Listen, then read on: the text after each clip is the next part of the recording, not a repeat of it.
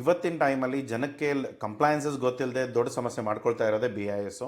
So ಇವತ್ತಿನ ಟೈಮಲ್ಲಿ ನಾನು ಹೇಳ್ತಾ ಇರೋದೇನಂತಂದರೆ, ನೀವು ಯಾವುದೇ ಮೆಟೀರಿಯಲ್ಗಳನ್ನ, ಟಾಯ್ಸ್ ಇರ್ಬೋದು, ಸ್ಟೀಲ್ಸ್ ಇರ್ಬೋದು, ಸಿಮೆಂಟ್ ಇರ್ಬೋದು, ಯಾವುದೇ ಥರದ ಇಂಡಿಯನ್ ಸ್ಟ್ಯಾಂಡರ್ಡ್ಸ್ ಕ್ಯಾಟಗರಿಯಲ್ಲಿ ಲಿಸ್ಟೆಡ್ ಇದೆಯೋ ಆ ಯಾವುದೇ ಮೆಟೀರಿಯಲ್ಗಳನ್ನ ಒಂದ್ಸರಿ ಕಂಪ್ಲೈನ್ಸಸ್ನ ಚೆಕ್ ಮಾಡ್ಕೊಳ್ಳಿ. ಅದರಲ್ಲಿ ಏನಾದರೂ ಬಿ ಐ ಎಸ್ ಅಂತ ಇತ್ತು ಅಂದರೆ, ನೀವು ಯಾರ ಕಡೆಯಿಂದ ಇಂಪೋರ್ಟ್ ಮಾಡ್ಕೊಳ್ತಾ ಇದ್ದೀರಾ ಅವ್ರ ಹತ್ರ ಬಿ ಐ ಎಸ್ ಸರ್ಟಿಫಿಕೇಟ್ ಇರೋದು ಮ್ಯಾಂಡೇಟ್ರಿ. ಇವಾಗ ಜನ ಏನು ಮಾಡ್ತಾ ಇದ್ದಾರೆ, ಸುಮ್ಮನೆ ಬಿ ಐ ಎಸ್ ಇಲ್ದೇ ತರಿಸ್ಕೊಳ್ತಾರೆ. ಅದಾದಮೇಲೆ ಮೆಟೀರಿಯಲ್ಸ್ಗಳು ಇಂಡಿಯನ್ ಪೋರ್ಟಿಗೆ ಬರುತ್ತೆ, ಕಸ್ಟಮಲ್ಲಿ ಸಿಕ್ಕಾಕೊಳ್ಳುತ್ತೆ, ದುಡ್ಡುಗಳು ಸಿಕ್ಕಾಕೊಳ್ಳುತ್ತೆ. ಆಮೇಲೆ ಲಂಚ ಇರ್ಬೋದು, ಅಥವಾ ಯಾರೋ ಏನೋ ಸರ್ ಇದು ಇಷ್ಟು ಕೊಟ್ಬಿಟ್ರೆ ಆಗಿಬಿಡುತ್ತೆ, ಅಷ್ಟು ಕೊಟ್ಟರೆ ಆಗಿಬಿಡುತ್ತೆ ಅಂತ ಹೇಳ್ತಾರೆ. ಆ ಮೆಟೀರಿಯಲ್ಗಳು ಬರಲ್ಲ, ದುಡ್ಡು ಹೋಗಿರೋದು ಹೋಗ್ಬಿಡುತ್ತೆ. ಯಾಕೆಂದರೆ ಕ್ಯಾಶಲ್ಲಿ ಆಬ್ವಿಯಸ್ಲಿ ಏನೂ ಡಾಕ್ಯುಮೆಂಟ್ಸ್ ಇರಲ್ಲ. ಸೊ ಈ ಥರದ ಸಮಸ್ಯೆಗಳು ತುಂಬ ಆಗ್ತಾಯಿದೆ. ಸೊ ಅದಕ್ಕೆ ದಯಮಾಡಿ ನೀವೇನಾದರೂ ತರಿಸ್ಕೊಳ್ತಾ ಇದ್ದರೆ ದಯಮಾಡಿ ಸರ್ಟಿಫಿಕೇಟ್ಗಳನ್ನ ಚೆಕ್ ಮಾಡ್ಕೊಳ್ಳಿ. ಬಿ ಐ ಎಸ್ ಅವಶ್ಯಕತೆ ಅಲ್ಲಿತ್ತು, ಅಥವಾ ನಿಮ್ಮ ಎಚ್ ಎಸ್ ಕೋಡಲ್ಲಿ ಏನಾದರೂ ಲಿಸ್ಟೆಡ್ ಇತ್ತು, ಅದರಲ್ಲಿ ಬಿ ಐ ಎಸ್ ಬೇಕು ಅನ್ನೋದಿತ್ತು ಅಂದರೆ ದಯಮಾಡಿ ಬಿ ಐ ಎಸ್ ಸರ್ಟಿಫಿಕೇಟ್ ಇರೋ ಮ್ಯಾನುಫ್ಯಾಕ್ಚರರ್ಸ್ ಯಾರಿದ್ದಾರೆ ಅವ್ರ ಹತ್ರ ತರಿಸ್ಕೊಳ್ಳಿ. ಇಲ್ಲದೆ ಹೋದರೆ ನಿಮ್ಮ ಮೆಟೀರಿಯಲ್ಸ್ಗಳು ಸಿಕ್ಕಾಕೊಳ್ಳುತ್ತೆ. ಮೇನ್ ಕ್ಯಾಟಗರಿಯಲ್ಲಿ ಇವಾಗ ನಾವು ಏನಾದರೂ ಟಾಯ್ಸ್ ಬಗ್ಗೆ ಮಾತಾಡಬೇಕು ಅಥವಾ ಲೈಟ್ ಲ್ಯಾಂಪ್ಸ್ ಬಗ್ಗೆ ಮಾತಾಡಬೇಕಂತಂದರೆ, ಇವಾಗ ನೀವು ಯಾವುದೇ ಮೆಟೀರಿಯಲ್ಗಳನ್ನ ನೀವು ಇಂಡಿಯಾಗೆ ತರಿಸ್ಕೊಳ್ತೀರಾ, ಬಟ್ ಅದು ಎಲೆಕ್ಟ್ರಿಕಲ್ ಇರ್ಬೋದು, ನಾನ್ ಎಲೆಕ್ಟ್ರಿಕಲ್ ಇರ್ಬೋದು, ಇಂಡಿಯನ್ ಸ್ಟ್ಯಾಂಡರ್ಡ್ಸ್ ಕ್ಯಾಟಗರಿಯಲ್ಲಿ ಬರ್ತಾ ಇರ್ಬೋದು. ಸೊ ಆ ಥರ ಪ್ರಾಡಕ್ಟ್ಗಳು ಬಂದಾಗ ಒಂದು ಬಿ ಎಸ್ ಇಲ್ಲದೆ ಇರೋದ್ರಿಂದ ನಿಮ್ಮ ಮೆಟೀರಿಯಲ್ಸ್ಗಳಂತೂ ಆಬ್ವಿಯಸ್ಲಿ ಸಿಕ್ಕಾಕೊಳ್ಳುತ್ತೆ ಕಸ್ಟಮ್ಸಲ್ಲಿ. ಅದಾದಮೇಲೆ ಮೇಯ್ನಾಗಿ ನಿಮ್ಮ ಪ್ರಾಡಕ್ಟ್ನ ಒಂದು ಡಿಟೇನ್ ಆಗುತ್ತೆ, ಇಲ್ಲಾಂದರೆ ಪೆನಲ್ಟಿ ಬೀಳುತ್ತೆ. ಅದಾದಮೇಲೆ ಏನಾದರೂ ಅಡ್ಜಸ್ಟ್ಮೆಂಟ್ ಮಾಡಿಬಿಟ್ಟು ಯಾರೋ ಏನೋ ಕೊಡಿಸ್ತೇನೆ, ಅದು ಮಾಡ್ತೇನೆ, ಇದನ್ನು ಮಾಡ್ತೇನೆ ಅಂದರೆ ಮಾಡ್ಬೋದು. ಬಟ್ 100% ಬಿ ಐ ಎಸ್ ಇಲ್ಲದೆ ಮೆಟೀರಿಯಲ್ಗಳು ಇಂಡಿಯನ್ ಬಾರ್ಡರ್ಸ್ಗೆ ಬರೋಕ್ಕೆ ಸಾಧ್ಯ ಇಲ್ಲ ಲೀಗಲ್ ವೇಯಲ್ಲಿ. ಯಾರೋ ಏನಾದರೂ ಸೆಟ್ಟಿಂಗ್ ಮಾಡಿಬಿಟ್ಟು ಏನಾದರೂ ಮಾಡಿಸ್ಕೊಡ್ತೇನೆ ಅಂದರೆ ನಿಮ್ಮ ಇಷ್ಟ. ಅದನ್ನೇನಾದರೂ ನೀವು ಎನ್ಕರೇಜ್ ಮಾಡೋದಾದರೆ ಮಾಡಿ ತರಿಸ್ಕೊಳ್ಳಿ, ಬಿಡಿಸ್ಕೊಳ್ಳಿ, ನಿಮ್ಮ ಮೆಟೀರಿಯಲ್ಗಳನ್ನ ನೋಡ್ಕೊಳ್ಳಿ. ಇಲ್ಲ ಅಂದರೆ ನಾರ್ಮಲಿ ಏನು ಅಂತಂದರೆ, ಬಿ ಐ ಎಸ್ ಯಾರಾದರೂ ಮ್ಯಾನುಫ್ಯಾಕ್ಚರ್ ಇದ್ದಾರೆ ಚೈನಾದಲ್ಲಿ, ಅವ್ರ ಕಡೆಯಿಂದ ನಾವು ಮೆಟೀರಿಯಲ್ಗಳನ್ನ ತರಿಸ್ಕೊಳ್ತಾ ಇದ್ದೇವೆ, ಅವ್ರಿಗೆ ಬೇಕಂದರೆ ಬಿ ಐ ಎಸ್ ನೀವೇ ಫಂಡ್ ಮಾಡಿ. ಆಲ್ಮೋಸ್ಟ್ 3-4 ತಿಂಗಳು ಈ ಪ್ರೊಸೀಜರ್ಸಲ್ಲಿ ಹೋಗುತ್ತೆ ಬಿ ಐ ಎಸ್ ಸರ್ಟಿಫಿಕೇಟ್ ತೊಗೊಳಕ್ಕೆ. ಅದರಲ್ಲಿ ಮತ್ತೆ ಅವ್ರ ಫ್ಯಾಕ್ಟ್ರಿ ವಿಸಿಟ್ ಆಗುತ್ತೆ, ಅವ್ರ ಫ್ಯಾಕ್ಟ್ರಿ ಆಡಿಟ್ ಆಗುತ್ತೆ. ಅದಾದಮೇಲೆ ಪ್ರಾಡಕ್ಟ್ಸ್ ಲಿಸ್ಟ್ ಏನುಗಳಿದೆಯಲ್ಲ, ಸೊ ಅವ್ರ ಪ್ರಾಡಕ್ಟ್ ಲಿಸ್ಟ್ ಏನೆಲ್ಲ ಇದೆ ಅದನ್ನೆಲ್ಲವೂ ಲಿಸ್ಟ್ ಆಗುತ್ತೆ. ಅದಾದಮೇಲೆ ಅವ್ರ ಕಡೆಯಿಂದ ನೀವು ಪ್ರಾಡಕ್ಟ್ಸ್ಗಳನ್ನ ತರಿಸ್ಕೊಳ್ಬೋದು. ಸೊ ಇಲ್ಲಿ ಬಿ ಐ ಎಸ್ ವೆಬ್ಸೈಟಲ್ಲೂ ಕೂಡ ನೀವು ಬೇಕಾಗಿರೋ ಕಂಟ್ರಿಗಳನ್ನ ಸೆಲೆಕ್ಟ್ ಮಾಡ್ಕೊಳ್ಳಿ. ಸೊ ಸೆಲೆಕ್ಟ್ ಮಾಡಿಕೊಂಡು ನೀವು ಯಾವ ಸ್ಟ್ಯಾಂಡರ್ಡ್ಸ್ನ ಪ್ರಾಡಕ್ಟ್ಗಳನ್ನ ನೀವು ತರಿಸ್ಕೊಳ್ಬೇಕು ಅಂದ್ಕೊಳ್ತಾ ಇದ್ದೀರೋ ಆ ಪ್ರಾಡಕ್ಟ್ಸ್ಗಳದ್ದು ಸ್ಟ್ಯಾಂಡರ್ಡ್ ಕೋಡ್ ಏನಿದೆ ಅದನ್ನು ಸರ್ಚ್ ಮಾಡಿದರೆ ನಿಮಗೆ ಅಲ್ಲಿ ಲೀಸ್ಟ್ ಆಗಿರೋ ಎಲ್ಲ ಪ್ರಾಡಕ್ಟ್ಸ್ಗಳು ಸಿಗುತ್ತೆ. ಸೊ ಇಲ್ಲಿ ನಾನು ಎಕ್ಸಾಂಪಲ್ಗೆ ತೋರಿಸ್ತಾ ಇದ್ದೇನೆ, ನಿಮ್ಗೆ ಯಾವ ಸ್ಟ್ಯಾಂಡರ್ಡ್ ಇದೆ ಅದನ್ನು ಚೆಕ್ ಮಾಡ್ಕೊಳ್ಳಿ.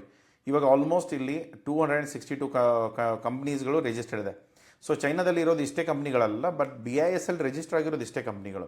ಸೊ ಹಾಗಾಗಿ ನೀವು ನೋಡ್ಕೋಬೇಕಾಗತ್ತೆ. ಬಿ ಐ ಎಸ್ ತುಂಬ ಕಡಿಮೆ ಕಂಪ್ನೀಸ್ಗಳು ರಿಜಿಸ್ಟರ್ಡ್ ಆಗಿದ್ದಾರೆ.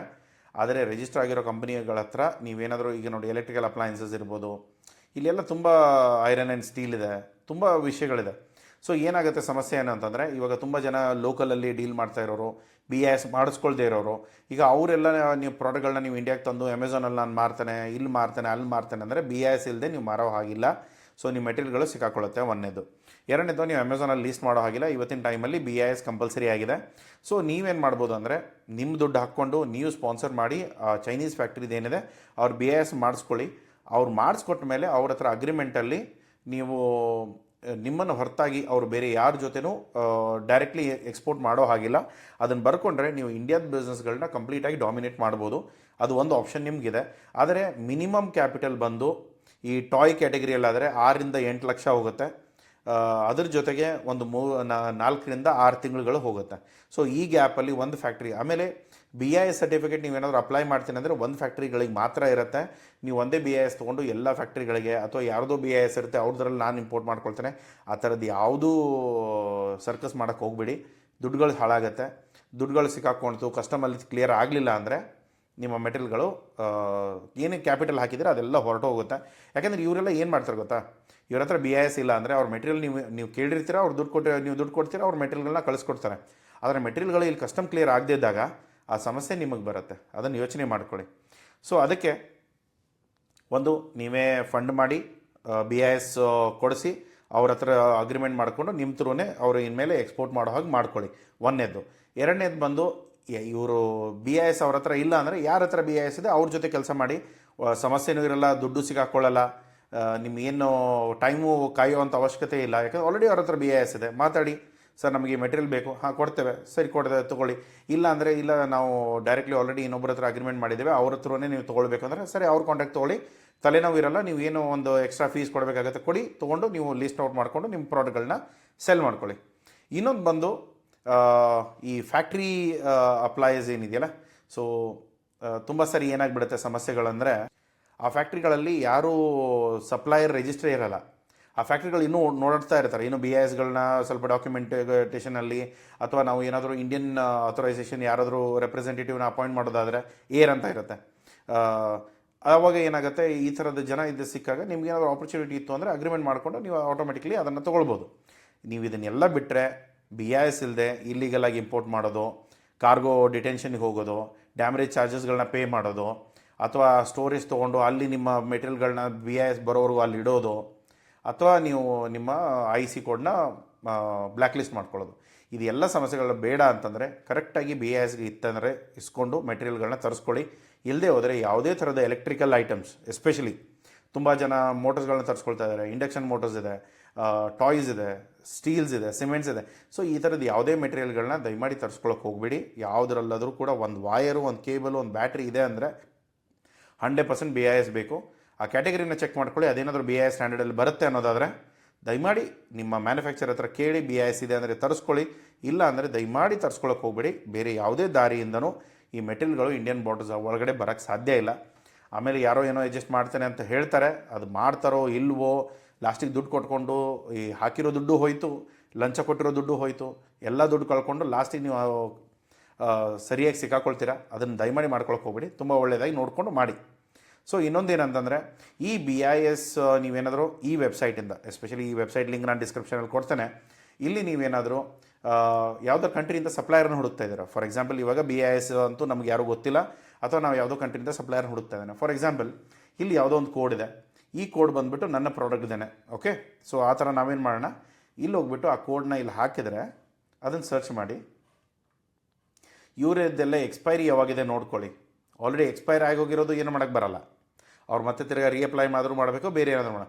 ಇವಾಗ ನೀವೇನು ಮಾಡಬೇಕಂದ್ರೆ ಈ ಹೆಸರನ್ನ ಕಾಪಿ ಮಾಡಿಕೊಂಡು ಇವರು ಎಲ್ಲಿದ್ದಾರೆ ಏನಿದ್ದಾರೆ ಒಂದು ಸರಿ ಮಾತಾಡಿದರೆ ಅವರು ಕೊಡೋ ಮೆಟೀರಿಯಲ್ಗಳು ನಿಮ್ಗೆ ಏನಾದರೂ ಯೂಸ್ ಇತ್ತು, ಅಥವಾ ನೀವು ಅವ್ರ ಕಡೆಯಿಂದ ಇಂಪೋರ್ಟ್ ಮಾಡ್ಕೋಬೇಕನ್ನೋ ಏನಾದರೂ ಯೋಚನೆಯಲ್ಲಿ ಇದ್ದರೆ ಇಲ್ಲಿಂದ ನಿಮಗೆ ಆಟೋಮೆಟಿಕ್ಲಿ ಸಿಗುತ್ತೆ. ಯಾಕೆಂದರೆ ತುಂಬ ಸರಿ ಏನಾಗುತ್ತೆ, ಈ ಕಂಟ್ರಿಗಳಲ್ಲಿ ಕೆಲವೊಂದು ಸರಿ ಸಪ್ಲೈಯರ್ಗಳು ಮೋಸ ಮಾಡೋ ಚಾನ್ಸಸ್ ಇರುತ್ತೆ. ಸರ್ ದುಡ್ಡು ತೊಗೊಂಡು ಓಡೋಗ್ಬಿಟ್ರು, ಸರ್ ಸಮಸ್ಯೆ ಆಗಿಬಿಡ್ತು, ಇದಾಯಿತು ಅದಾಯಿತು. ಸೊ ಅದ್ರ ಬದಲು ನೀವೇನು ಮಾಡ್ಬೋದು ಅಂದರೆ, ನೀವು ಇಲ್ಲಿಂದ ಇವಾಗ ನೋಡಿ ಆಲ್ರೆಡಿ ಅವರು ಬಿ ಐ ಎಸ್ಗೆ ದುಡ್ಡು ಹಾಕ್ಕೊಂಡು ಅವರು ಸರ್ಟಿಫಿಕೇಟ್ ಎಲ್ಲ ಮಾಡ್ಕೊಂಡಿದ್ದಾರೆ. 99% ಏನೋ ಓಡೋಗಲ್ಲ ಅನ್ನೋ ಒಂದು ನಂಬಿಕೆ. ಓಡ್ ಹೋಗ್ತಾರೆ ಹೋಗಲ್ವ ಅನ್ನೋದು ಅವ್ರ ಜೊತೆ ವ್ಯವಹಾರ ಮಾಡಿದ ಮೇಲೆ ಗೊತ್ತಾಗುತ್ತೆ. ಅಟ್ಲೀಸ್ಟ್ ಅದಕ್ಕೆ ನೀವು ಅವ್ರ ಕ್ರೆಡಿಬಿಲಿಟಿ ಚೆಕ್ ಆದರೂ ಆಯಿತು, ನಮ್ಮ ಕಡೆಯಿಂದಾದರೂ ಮಾಡಿಸಿ, ಬೇರೆ ಯಾರ ಕಡೆಯಿಂದಾದರೂ ಮಾಡಿಸಿ, ಅಟ್ಲೀಸ್ಟ್ ಮಿನಿಮಮ್ ಮಾಡಿಸಿ. ಯಾಕೆಂದರೆ ದುಡ್ಡು ಕೊಡೋ ಮುಂಚೆನೇ ಅವ್ರು ಯಾರು ಏನು ಹೇಗೆ ಎತ್ತ ಅಂತ ತಿಳ್ಕೊಂಡು ಅವ್ರ ಜೊತೆ ಕೆಲಸ ಮಾಡೋಕ್ಕೆ ಸ್ಟಾರ್ಟ್ ಮಾಡಿ. ಸೊ ಇಲ್ಲಿ ನೀವು ಮಾಡಬೇಕಾಗಿರೋ ಫಸ್ಟ್ ಕೆಲಸ ಏನಂದರೆ, ಒಂದು ಅವ್ರು ಇಲ್ಲಿ ಲಿಸ್ಟ್ ಇದ್ದಾರಾ ನೋಡಿ, ಇಲ್ಲಿ ಲೀಸ್ಟಲ್ಲಿದ್ದರೆ ತೊಗೊಂಡ್ಬಿಟ್ಟು ಅವರು ಚೆಕ್ ಮಾಡ್ಕೊಳ್ಳಿ. ಇವರು ಇವಾಗ 17 ಡಿಸೆಂಬರ್ಗಿದೆ, ಇಲ್ಲಿ ಅಕ್ಟೋಬರ್ 26ಗಿದೆ. ಸೊ ಈ ಥರದವ್ರು ಯಾರಿದ್ದಾರೆ ಏನಿದ್ದಾರೆ ನೋಡಿ, ಅವ್ರ ಜೊತೆ ಏನಾದರೂ ಕೆಲಸ ಮಾಡೋದಾದರೆ ಮಾಡಿ. ಇಲ್ಲದೆ ಹೋದರೆ ಅವ್ರು ಯಾವ್ಯಾವ ಪ್ರಾಡಕ್ಟಲ್ಲಿ ಲಿಸ್ಟ್ ಇದ್ದಾರೆ ಅದೆಲ್ಲ ನಿಮ್ಗೆ ಇಲ್ಲೇ ಸಿಗುತ್ತೆ. ಓಕೆ, ಸೊ ಒಂದು ವೇಳೆ ಇಲ್ಲ ಅಂತಂದರೆ ಅವ್ರಿಗೆ ಕಾಂಟ್ಯಾಕ್ಟ್ ಮಾಡಿ ನೋಡಿ, ಅವ್ರು ಏನಾದ್ರು ಕೊಡೋಕ್ಕೆ ರೆಡಿ ಇದ್ದರೆ ಓಕೆ, ಇಲ್ಲ ಅಂದರೆ ಬೇರೆದವ್ರನ್ನ ಹುಡುಕಿ ಅವ್ರ ಹತ್ರ ಈ ಬಿ ಐ ಎಸ್ ಕೋಡ್ಗಳೇನಿದೆ ಅಥವಾ ಲೈಸೆನ್ಸ್ ನಂಬರ್ ಏನಿದೆ ಅದನ್ನು ಈಸ್ಕೊಂಡ್ಬಿಟ್ಟು ಡೈರೆಕ್ಟ್ಲಿ ನೀವು ಚೆಕ್ ಮಾಡಿಕೊಂಡು ಬೇಕಂದರೆ ಅವ್ರ ಜೊತೆ ನೀವು ಕೆಲಸ ಮಾಡ್ಬೋದು. ಇಲ್ಲಿ ಇವ್ರು ಹೇಳಿರೋ ಥರ FMCS ಅಂತ ಹೇಳ್ತಾರೆ. ಓಕೆ, FMCS ಸ್ಕೀಮಲ್ಲಿ ಇವರೆಲ್ಲ ಲಿಸ್ಟ್ ಆಗಿರೋದು ಎಲ್ಲ ಡೀಟೇಲ್ಸ್ಗಳು ಇಲ್ಲಿದೆ.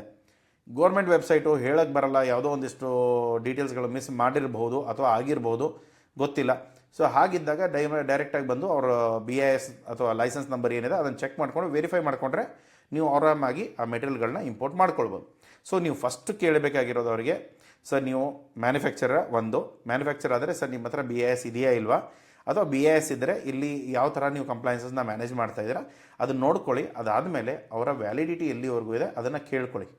ಬಿ ಐ ಎಸ್ ಇದೆ ಅಂದ್ಬಿಟ್ರು ಅಥವಾ 2024ಗೆ ಎಕ್ಸ್ಪೈರ್ ಆಗಿತ್ತು ಅಂದರೆ ಈಗ 2025, 2026 ಟೈಮಲ್ಲಿ ನಿಮಗೆ ಆ ಲೈಸೆನ್ಸ್ಗಳು ಯೂಸ್ ಇಲ್ಲ. ಓಕೆ, ಸೊ ಅದಕ್ಕೆ ನೀವು ದಯಮಾಡಿ ಅವರ ವ್ಯಾಲಿಡಿಟಿ ಕೂಡ ಚೆಕ್ ಮಾಡೋ ಜವಾಬ್ದಾರಿ ನಿಮ್ಮದೇ ಇರುತ್ತೆ.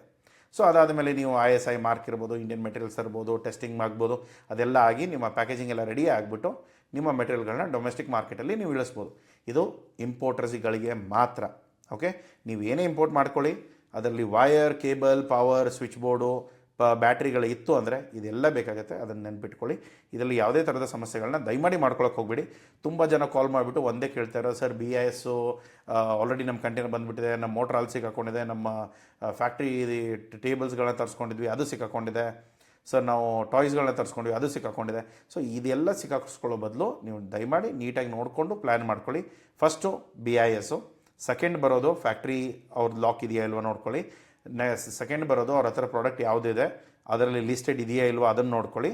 ಅದಾದಮೇಲೆ ISI ಮಾರ್ಕು, ಅದಾದಮೇಲೆ ಡೈರೆಕ್ಟ್ ಶಿಪ್ಮೆಂಟ್ಗಳನ್ನ ನೀವು ಮಾಡಿಸ್ಕೊಳ್ಬೋದು. ಓಕೆ, ಇದರಲ್ಲಿ ಏನೇ ಡೌಟ್ ಇದ್ದರೂ ಕೂಡ ಕಮೆಂಟ್ ಬಾಕ್ಸ್ ಯೂಸ್ ಮಾಡ್ಕೊಳ್ಳಿ. ಪೇಯ್ಡ್ ಕನ್ಸಲ್ಟೇಷನ್ ಬೇಕು ಅಂದರೆ ಕನ್ಸಲ್ಟೇಷನ್ ಲಿಂಕ್ ಇರುತ್ತೆ, ಕನ್ಸಲ್ಟೇಷನ್ ಬುಕ್ ಮಾಡ್ಕೊಳ್ಳಿ. ಸಿಗೋಣ ಮುಂದಿನ ವೀಡಿಯೋದಲ್ಲಿ. ಟಿಲ್ ದೆನ್ ಟೇಕ್ ಕೇರ್, ಬಾಯ್. ಸಬ್ಸ್ಕ್ರೈಬ್ ಮಾಡೋದು ಮರಿಬೇಡಿ.